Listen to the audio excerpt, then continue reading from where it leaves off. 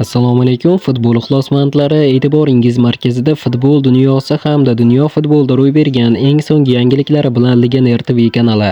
Ayni paytda mana shu roligimizga like bosayotgan va kanalimizga obuna bo'layotgan barcha obunachilarimizga yana bir bor o'z minnatdorchiligimni bildirib qolaman. Ekran oldiga yaxshilab joylashib oling, like bosishni unutmang. Bugungi dasturimizni boshladik. Turkiya Superligasi 10 kishi bo'lib qolgan Istanbul Başakşehir mehmonda Galatasarayga yirik hisobda mag'lub bo'ldi. Shomurodov 70 daqiqa o'ynadi. Turkiya Superligasining 26-turi doirasida Galatasaray Istanbul Başakşehir o'yini bo'lib o'tdi. Mehmonlar safida hujumchi Eldor Shomurodov o'yinni asosiy tarkibda boshladi va 70 daqiqa harakat qildi. Yarim himoyachi Abbosbek Fayzullayev esa qaydnomaga ham kiritilmadi. O'yinning 56-daqiqasida Başakşehir futbolchisi Festi Ebosele maydondan chetlatildi. Shundan so'ng mezbon raqib darvozasiga 3 bor to'p kiritishdi.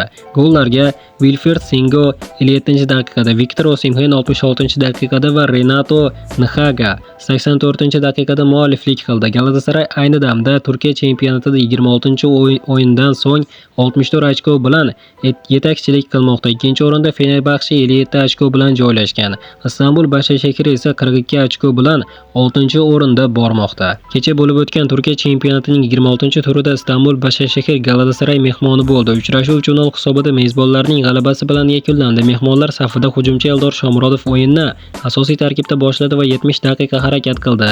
Yarim himoyachi Abbosbek Fayzullayev esa qaydnomaga ham kiritilmadi. Suvasskoriy terma jamoamiz Sardorning harakatlariga 6.7 ball qo'ydi. Ya'ni hamyurtimiz o'rtacha o'yin ko'rsatdi do'stlar. Kecha chunki Başakşehirning bir o'yinchisi qizil olib 10 kishi bo'lib qolgandan keyin Eldor Shomurodovga juda ham qiyin bo'ldi. Albatta do'stlar, nima bo'lganda ham hamyurtlarimiz Eldor Shomurodov va Abbosbek Fayzullayevlarga omad tilagan holda kommentariyaga tushib, "Olg'a O'zbekiston, olg'a Eldor, olg'a Abbos" deb yozib qo'yishni unutmang do'stlar.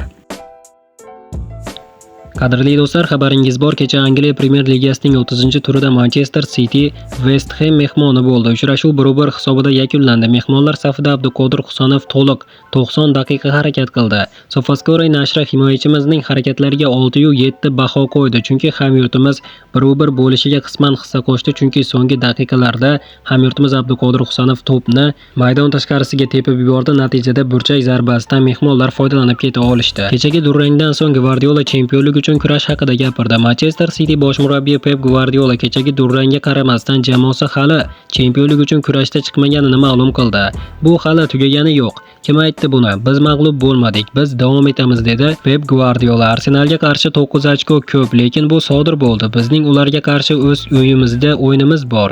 Shuning uchun oxirigacha harakat qilishimiz kerak. Agar bu imkonsiz bo'lib qolsa, u holda chempionni tabriklaymiz, lekin baribir harakat qilishimiz lozim. Bizda ajoyib jamoa ruh bor va biz Madriddagi ulkan sa'y-harakatlardan keyin ham kurashdik. Biz ajoyib jamoamiz.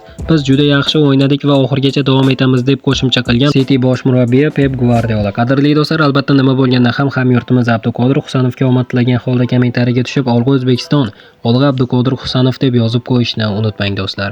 Mana do'stlar, bugungi qisqa dasturimiz xuddi mana shu yerda o'z yakuniga yetdi. Videoni oxirigacha ko'rganlarning barchasiga kattakon rahmat. Video yoqqan bo'lsa, like, yoqmagan bo'lsa dislike bosib qo'ying. Keyingi dasturlarimizda ko'rishguncha xayr, o'zingizni ehtiyot qiling. Legioner TV kanalimizdan uzoqlashmang.